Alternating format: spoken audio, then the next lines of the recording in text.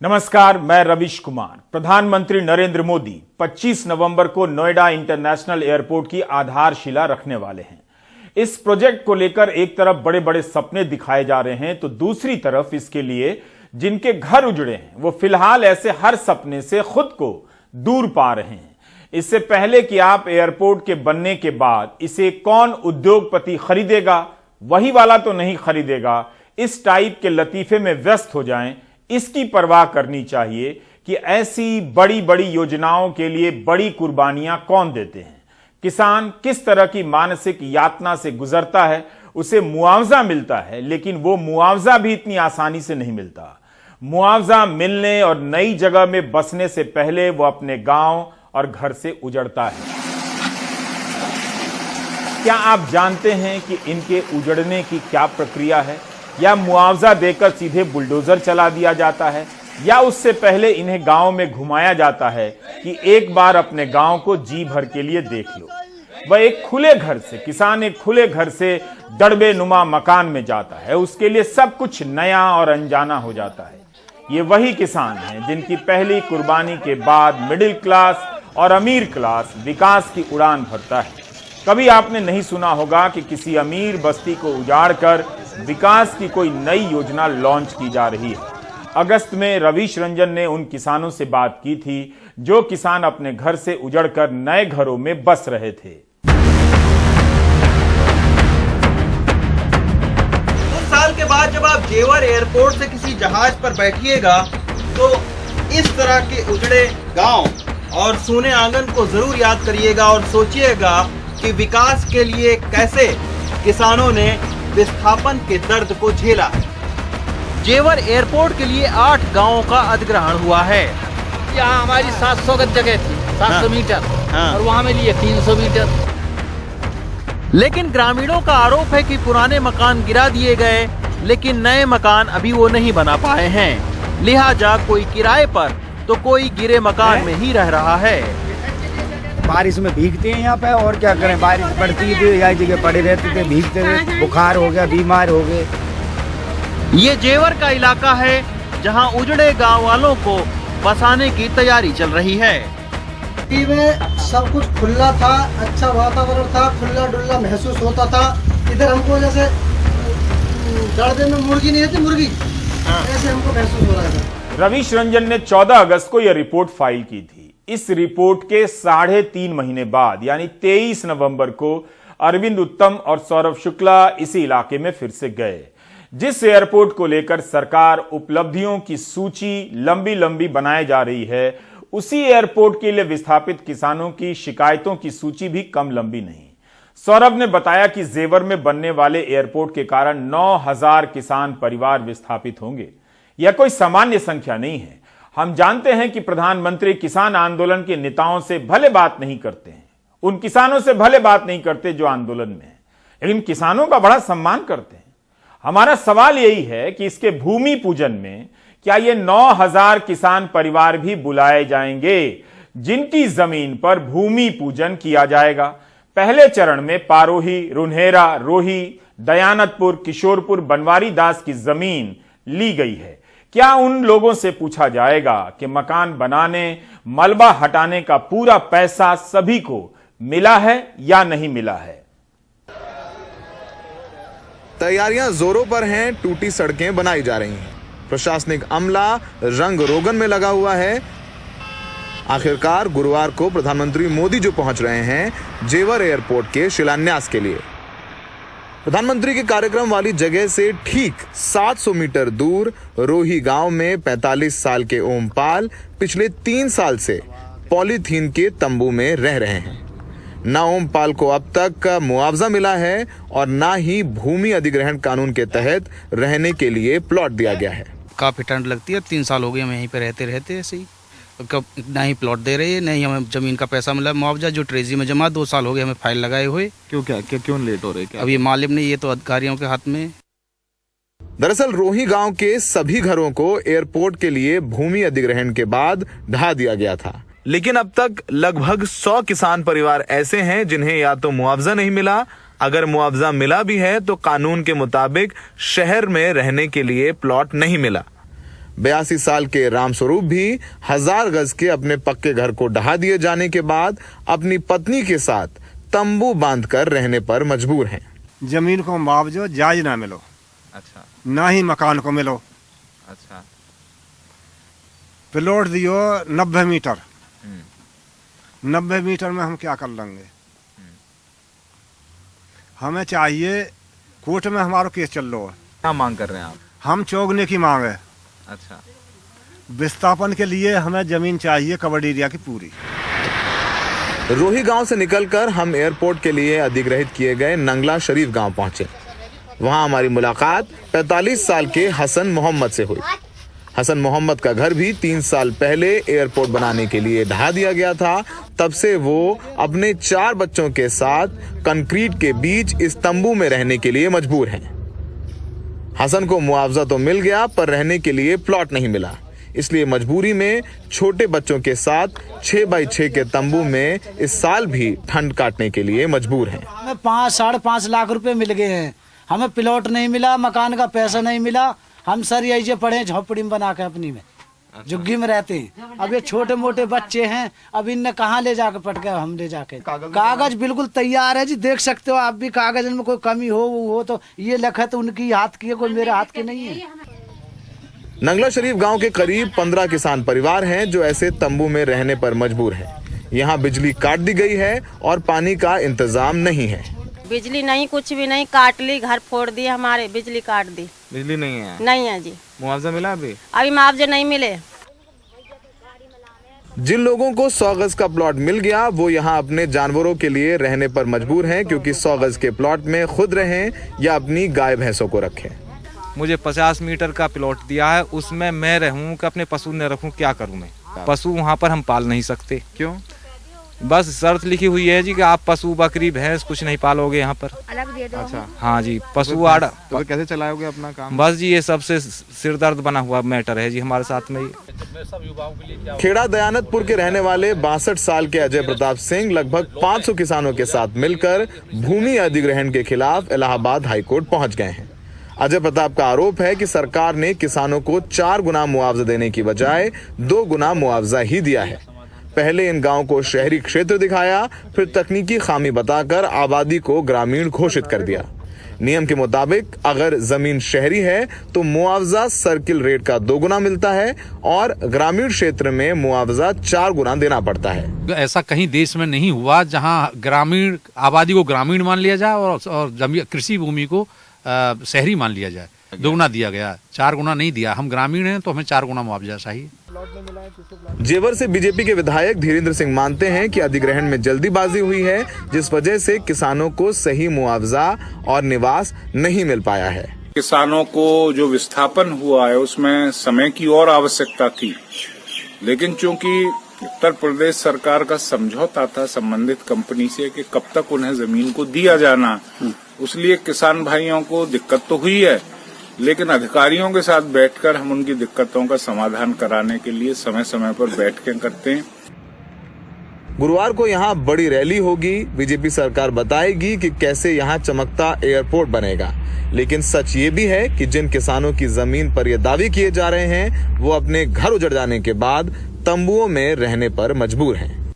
कोई यहाँ इस बात से नाराज नहीं है कि यहाँ एयरपोर्ट बन रहा है। सब खुश हैं कि यहाँ एयरपोर्ट बन रहा है, इलाके का विकास हो रहा है। बस इनका कहना है कि सभी को सही समय पर मुआवजा मिल जाए, प्लॉट मिल जाए और जो कानून के मुताबिक है उसके तहत सब कुछ किया जाए। उनको कोई समस्या नहीं है। अभी भी सैकड़ों परिवार यहाँ पर तंबुओं में रह रहे हैं और इंतजार कर रहे हैं कि इनको प्लॉट मिल जाए, मुआवजा मिल जाए, ताकि वो यहाँ से चले जाएं और अपने जानवरों को भी ले जाएं, क्योंकि ये सब जानवरों पर निर्भर हैं, दूध का काम करते हैं। अगर जानवर नहीं रख सकते तो उनके लिए घर किस काम का।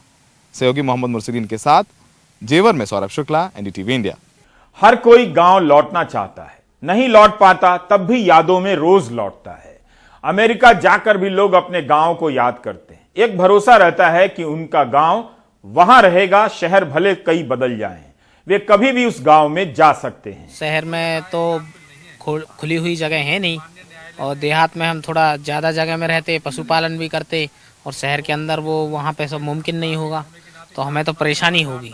देहात के आदमी को सारे जितने भी देहात के लोग हैं सबको परेशानी होगी वहाँ। और हमें तो देखिए जी, हम कम से कम 500-500 मीटर या 1000-1000 मीटर के मकानों में रहते हैं गांव के अंदर, और शहरों में हमें वहाँ 50 मीटर के मकान में कैद कर दिया गया है। उसमें भी उसके आसपास कोई खुला एरिया नहीं है, वो बहुत ज़्यादा क्लोज में दिया है उन्होंने, 50-50 मीटर करके ऐसे ही दिया है। कुछ अच्छी डेवलपमेंट की व्यवस्था नहीं है वहाँ पे। यह कोई सामान्य कुर्बानी नहीं है। जिन किसानों के आंदोलन से मिडिल क्लास चिढ़ा रहता है, उन्हीं के सपनों के लिए किसान अपना घर, अपना गांव दे देते हैं। लेकिन हम परवाह तक नहीं करते कि अपने घर को टूटते देख किसी के मन पर कितना गहरा और लंबा असर पड़ता होगा, मुआवजे के बाद उनका जीवन किस तरह से बदल जाता होगा। पत्रकार जयदीप हार्डिकर ने भारत के कई हिस्सों में घूम घूमकर विकास की योजनाओं के द्वारा विस्थापित हुए लोगों पर क्या असर पड़ा है, इसका अध्ययन किया है और एक किताब लिखी है, अ विलेज अवेट्स डूम्सडे। यह किताब अंग्रेजी के अलावा हिंदी में भी इस नाम से छपी है, यहां एक गांव था। पेंगुइन से यह किताब छपी है। दोनों ही किताब आपको अमेज़न में मिल जाएगी। नर्मदा का बेसिन ले लीजिए, यहाँ कई सारे जो है बांध बन रहे हैं। उसके बाद में आप सिंगरौली चले जाइए, वहां आपको थर्मल पावर प्लांट्स मिल जाएंगे बेहिसाब। आप दक्षिण में चले जाइए, जंगलों कहीं भी आप चले जाइए जहां विस्थापन होता है। ऐसा कोई राज्य नहीं है भारत का जहां विस्थापन की त्रासदी से लोग उजड़े नहीं है। तो आप कई सारे उदाहरण दे सकता हूं। एक उदाहरण दूंगा, कोयना बांध जो 1953 में जब पहला प्लानिंग कमीशन का मतलब पहला पंचवार्षिक योजना जब हमारी बनी देश की, तब उस बांध का निर्माण शुरू हुआ। आज 70 साल हो चुके हैं, लेकिन कोयना बांध के विस्थापितों का पुनर्वसन पूरी तरह अभी भी नहीं हुआ है। और वो पूरे कोयना में ही नहीं, कोयना के आजू बाजू में अपना बसेरा कैसे वैसे जैसे तैसे तीसरी चौथी उनकी पीढ़ी आ चुकी है, अभी तक उनको जमीन नहीं मिली, उनको मुआवजा नहीं मिला। आप गोसी खुर्द का देख लीजिए, गोसी खुर्द ये भंडारा जिले में एक बड़ा प्रकल्प है, बड़ा बांध है। आप नर्मदा सागर चले जाइए, सरदार सरोवर चले जाइए, आप कहीं भी चले गए, या बरगी बांध को आप देख लीजिए जहां मैं गया था। बरगी बांध के विस्थापित, उनकी परिस्थिति तो इतनी विकट थी कि रातों रात उनकी जमीन छीन गई और वो अपने आप को संभाल नहीं पाए। बहुत बड़े किसान थे। जबलपुर में कुछ लोग चले गए, कुछ लोग उजड़ के भोपाल चले गए। अस्त व्यस्त हो जाता है लोगों का जीवन। अब आते हैं जेवर एयरपोर्ट को लेकर किए जा रहे दावों पर। कहा जा रहा है कि कार्गो हब बन जाने के बाद इलाके की तकदीर बदल जाएगी। इस टाइप के सपने हिंदी अखबारों में हर दिन छप रहे हैं। ऐसी खबरें छप रही हैं कि इस एयरपोर्ट के बनने से प्रत्यक्ष और अप्रत्यक्ष तौर पर करीब 5,50,000 लोगों को रोजगार मिलेगा। यह अमर उजाला में छपा है कि 5.5 लाख लोगों को रोजगार मिलेगा।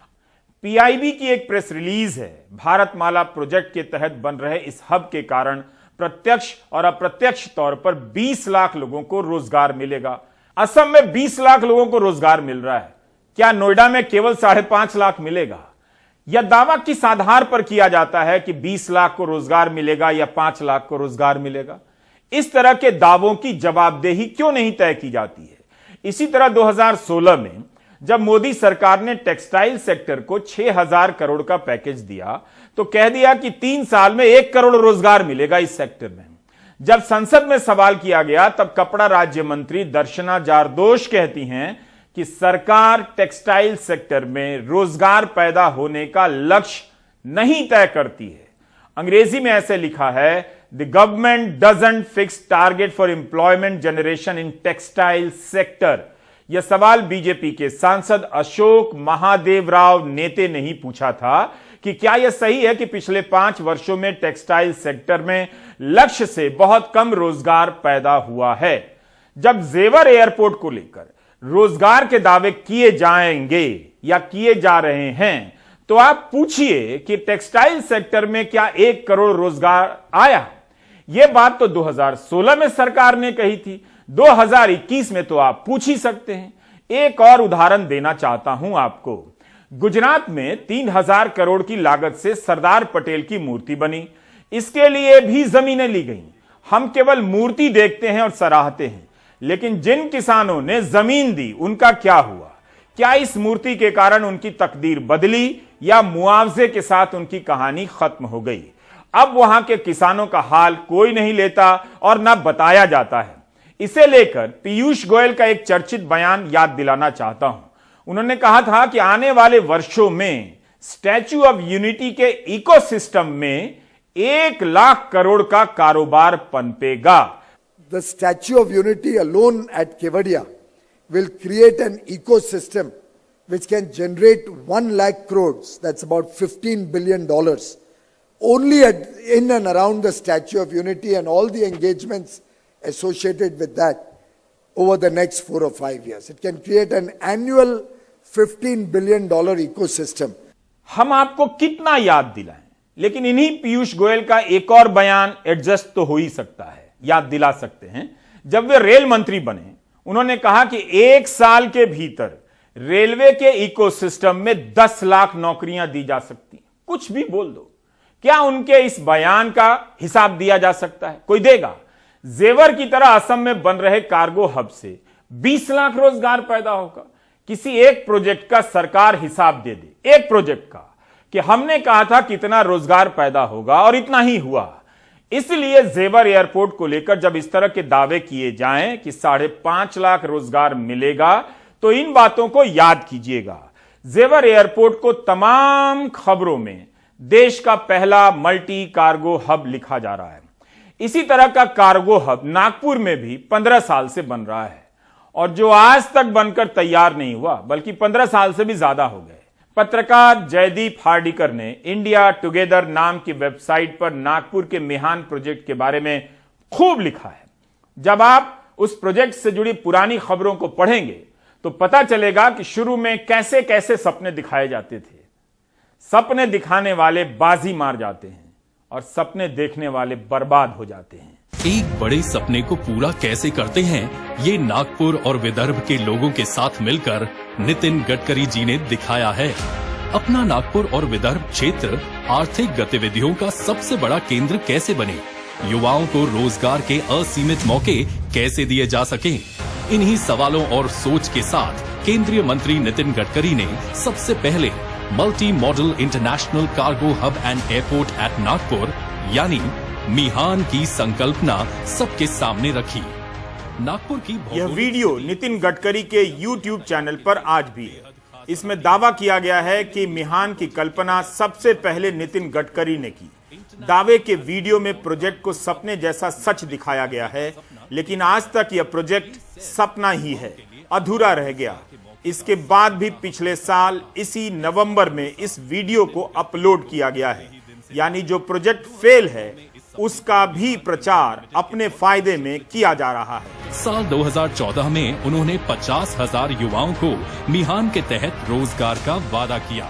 इंडिया टुगेदर की साइट पर जयदीप की यह रिपोर्टिंग उन सपनों के खंडहर में बदलने की गवाह है। इन्हें पढ़ते हुए जेवर एयरपोर्ट को लेकर दिखाए जा रहे सपनों की याद आ सकती है। नागपुर के इस प्रोजेक्ट को लेकर 1998 से लेकर 21 के बीच केंद्र और महाराष्ट्र में अलग अलग दलों की अलग अलग सरकारों ने खूब सपने बेचे। कार्गो हब के नाम पर जमीनों का अधिग्रहण शुरू हो गया और सपना दिखाया जाने लगा कि यहाँ क्या क्या होने वाला है। स्थानीय लोगों को समझ नहीं आया कि जब तक यहाँ मैन्युफैक्चरिंग और इंडस्ट्रियल यूनिट नहीं आएंगी, कार्गो हब नहीं बनेगा। लेकिन सपना इस तरह से दिखाया गया कि बाहर से लोग जमीन खरीदने आ गए, स्थानीय लोग जमीन बेचने लगे। इस पूरी प्रक्रिया में गांव वालों की 30,000 हेक्टेयर से अधिक की जमीन अधिग्रहित हो गई और लोगों ने खुद से बेच दी। कार्गो हब के भरोसे बेच दी कि नया धंधा कर लेंगे, लेकिन कार्गो हब तो आज तक नहीं बना। 15 साल से ज्यादा समय तक सपना देखते देखते गुजर गया। आखिर लोग कैसे भरोसा नहीं करते? 8 अगस्त 2014 को लोकसभा में अरुण जेटली का एक लिखित जवाब मिलता है कि इस प्रोजेक्ट के लिए एयरफोर्स स्टेशन की 278 हेक्टेयर जमीन मिहान प्रोजेक्ट को दी जाएगी।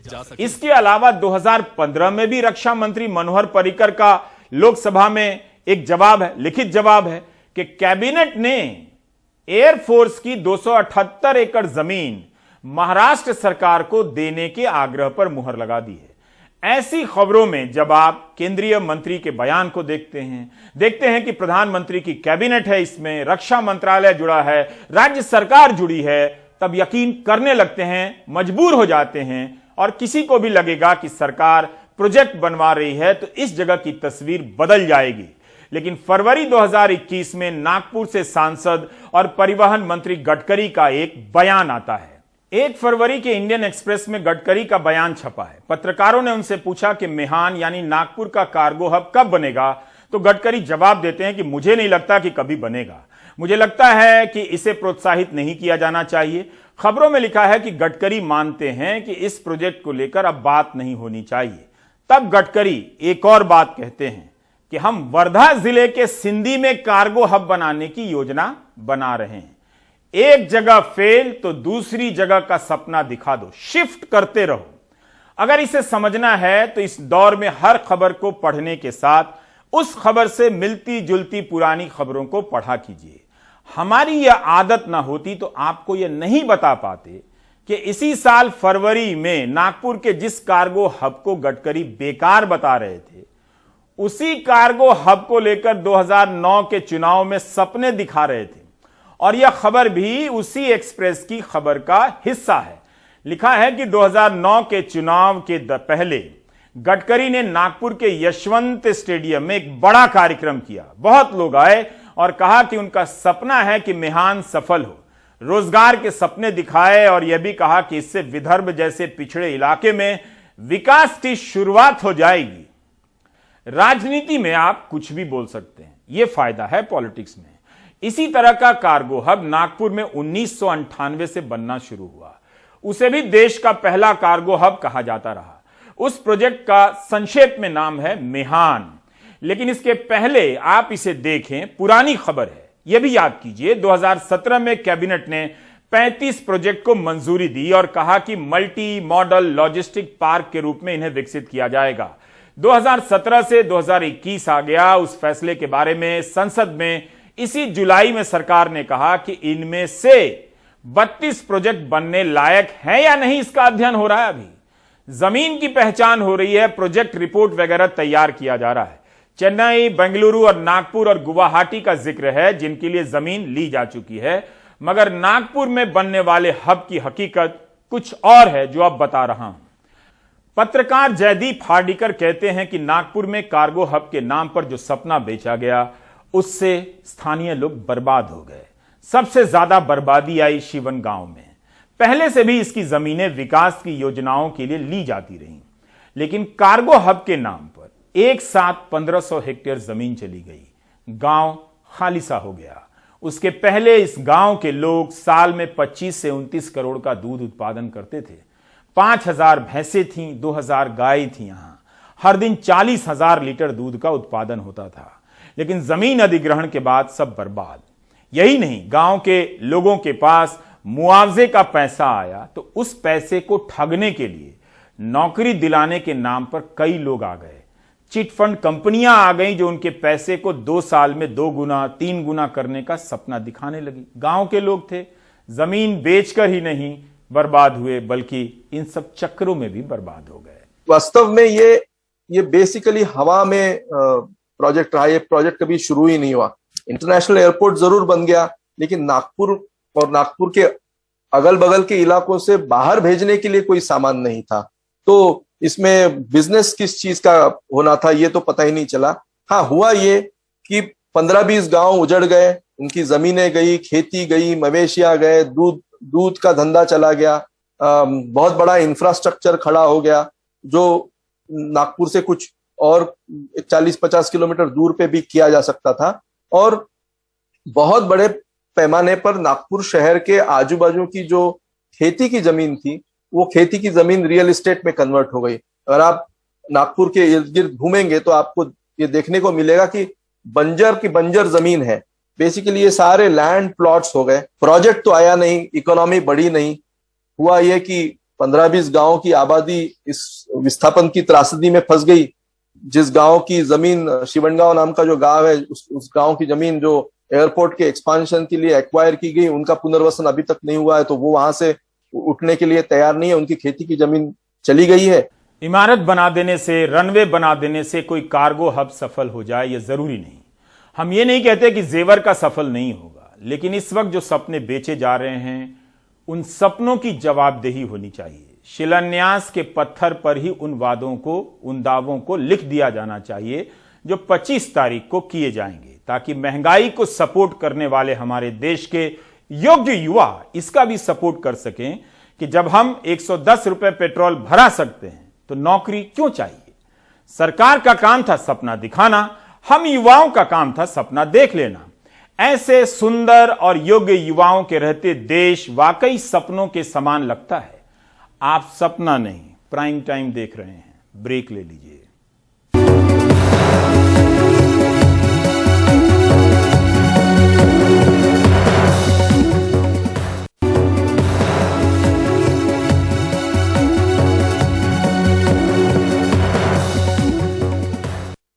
जनजातीय गौरव दिवस से सियासत के केंद्र में आए आदिवासी समुदाय को अपने पाले में करने की खींचतान का दौर शुरू हो चुका है।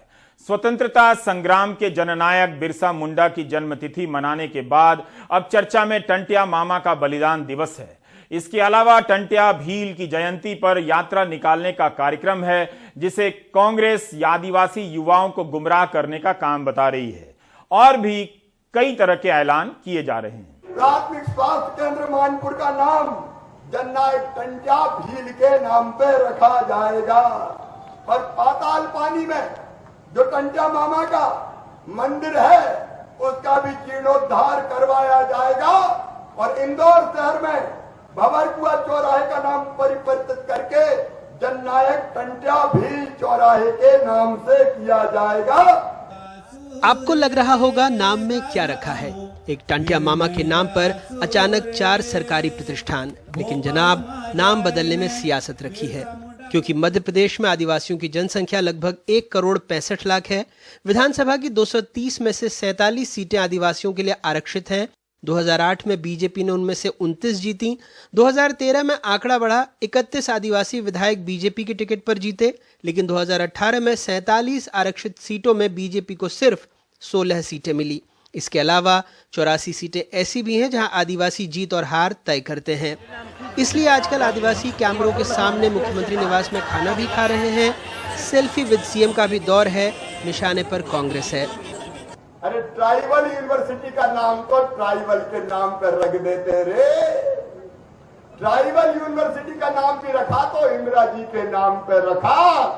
क्या ट्राइबल के नाम से तुम्हें चिढ़ती? इतने महापुरुष में हमारे। कांग्रेस कह रही है ये चुनाव के लिए झुनझुना थमाने की कोशिश है।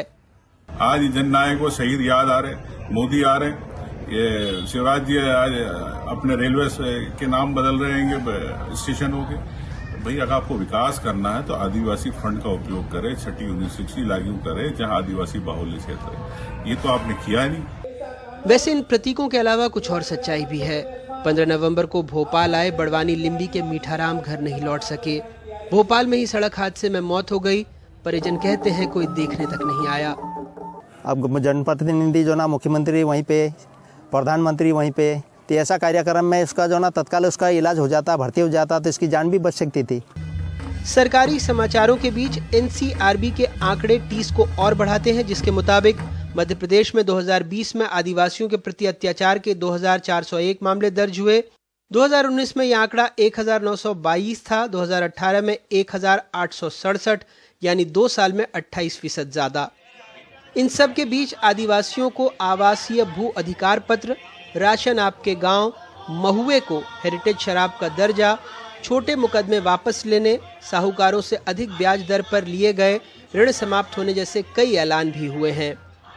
मध्य प्रदेश में आदिवासी वोट बैंक को लेकर कांग्रेस, बीजेपी और जेएस के बीच में संघर्ष तेज है।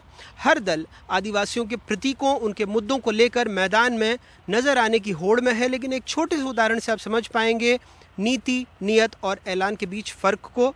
मध्य प्रदेश में 10,000 से ज़्यादा वन ग्रामों में सामुदायिक वन संसाधनों के मिलने की बात हुई, लेकिन इसी मध्य प्रदेश में 3 लाख से ज़्यादा व्यक्तिगत वन पट्टों की मांग और दावे अभी तक लंबित हैं।